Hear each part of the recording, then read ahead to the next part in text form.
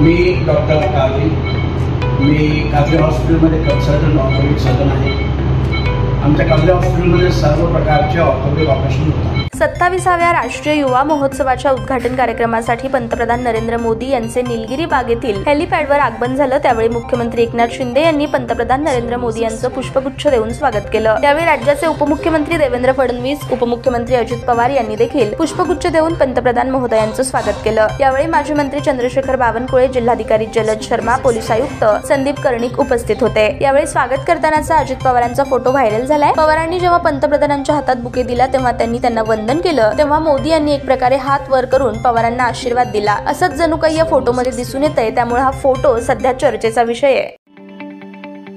ताज्या बातम्या पाहण्यासाठी प्राईम महाराष्ट्र न्यूज चॅनलला सबस्क्राईब करा।